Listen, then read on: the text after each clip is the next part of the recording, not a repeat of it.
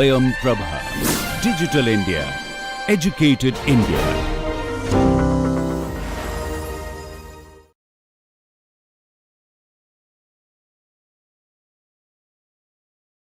The roots of SDN can be traced to the Clean Slate project.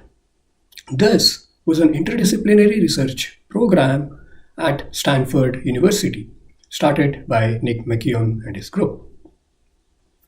The entire theme was that the internet is broken, and there was a need to reconsider the design of an internet in a fresh approach and start it from ground up, or the clean slate model.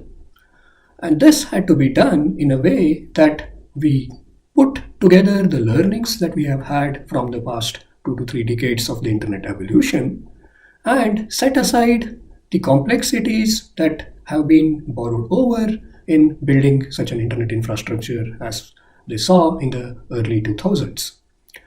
And in a way, what it meant is we should not continue to rely on a network that is often broken or having frequent issues with being disconnected or providing unpredictable behavior, and also the surge of the security threats were rampant with malicious users, lots of malicious users joining in. And all these aspects also meant going forward, the internet would just become economically not sustainable. Further, when we think from a design philosophy, there was also a widespread use or adoption of what we called the end-to-end principle or the end-to-end design philosophy, where the internet, which was smart, was only confined to the end hosts, while the network in itself, or the middle pipe, was just plain or dumb, wherein this dumb infrastructure helped rapid evolution of the internet, lots of new applications that could emerge and tried out. But on the other end, if we think, it also inhibited any of the developments or any of the innovations that could happen within the network itself. And hence, it was also a case where the widespread use of end-to-end principle or on reliance on it is a means of network ossification. Consider, for example, the deployment of IPv6. And if we question back why it took so much of time for the deployment of IPv6, it was operationally infeasible unless we added the intelligence to facilitate the entire infrastructure to manage the v4 to v6, v6 to v4 pipes. And hence, what this also meant is that there is a need for some sort of an intelligence within the network. Also, we learned about the diff services or integrated services. And what do we see them? Why have been they a failure? Because if you have to support them, then you need some sort of an intelligence within the network, which stands against the much celebrated end-to-end design philosophy. And hence, sticking to the end-to-end design philosophy in a way made the deployment of several of these ideas just hard enough. And deploying any radically new architectures was just unthinkable. So instead, the researchers here wanted to bring forward and see, if not, what would enable us to rebuild the internet. And they had 2 key research questions in mind. One, how would we design the internet if, with what we know today, but we start all over again? 2, the internet that is economically sustainable and feasible, and what would it look like in the next 15 years? And the overall vision here was for a global network that was fast, predictable in its services, be it reliable or unreliable delivery, provide a means to evolve the newer technologies, and enable a robust internet that is robust against failures of any infrastructure or the endpoints, and also secure against any of the attacks. So all these aspects were envisioned through this project, and this project eventually led to what we learn or know of as SDN and the open flow as a means for southbound communication. Nonetheless, This project also saw many of the detractors or having notion of why we should be doing clean slate approach. If we have to do, then we have to also see what is the problem. And Van Jacobson voiced saying that this effort is misguided and doomed. In a way that when you see the evolution of the internet and the very early principles that were put forth by Vincent Cerf and Bob Kahn in the early 70s were so elegant that they were able to address and facilitate what we see today as an internet as a large-scale infrastructure and rapid deployment. And as we move forward, we have seen that many of the applications have emerged, and that is only possible because of the clean solutions provided by the end-to-end principle and the works of Vincent Cerf and Bob Kahn in putting together the key networking objectives. But now we are questioning the same. So in what sense should we be going forward in addressing these problems? That was exactly the concern. And here, what important aspect Van Jacobson also brought was when the networks started in the early 70s and till late 80s, it was computers that were seen as a resource. But then the things changed, and what we see today, or even starting from early 2000s, it was information that is seen as a resource, and computers or the networks were just a means to ensure that a user is able to access those resources and is able to manage them as his needs be. And hence, we have to rethink about what is our key objective or what are the things that we want to put forth in this clean slate solution. Definitely, if there is a small dent to a vehicle, you won't sell it off and buy a new vehicle or make a new vehicle. You want to just patch it, but ensure that the things work in the long run. That is the key here.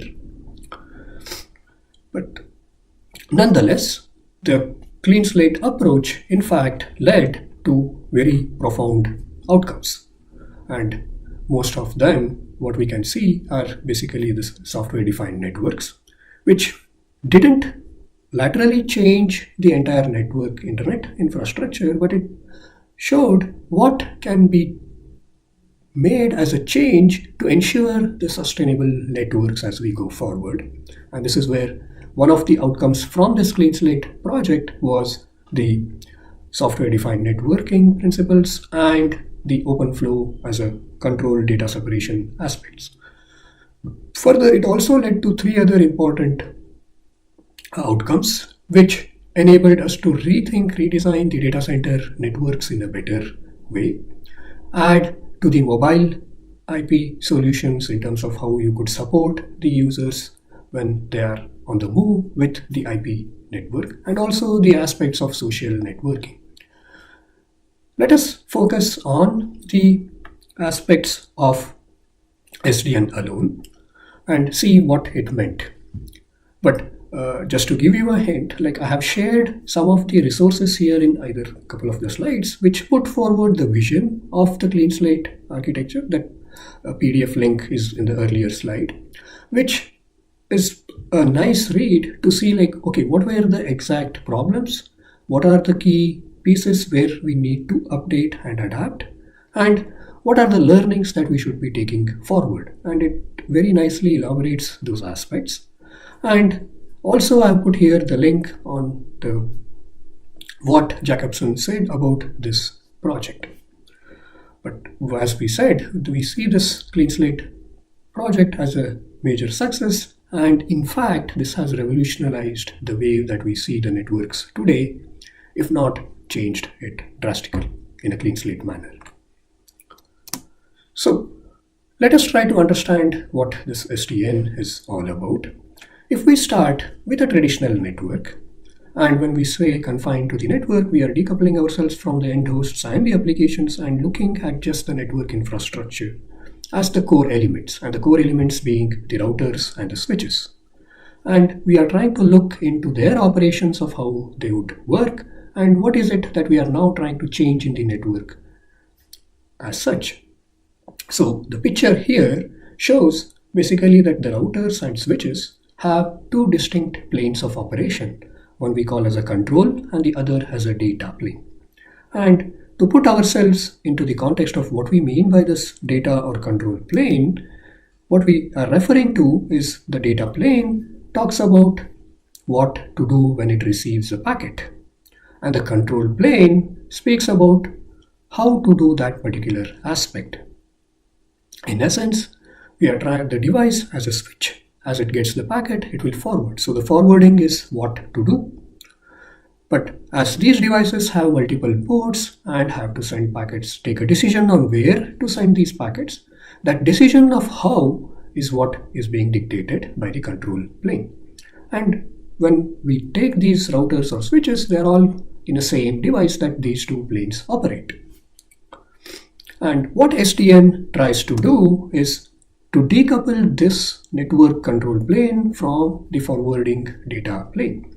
In essence, all these routers, all these switches, which used to have the notion of a logic to say how to do things embedded within those devices, is now being taken out from those devices, and these routers and switches now barely act as the data plane entities which only know what to do, but how to do aspect has been shipped out to external entity or externalized the control from these devices so that this can be controlled from one place rather than controlling at each of the devices independently.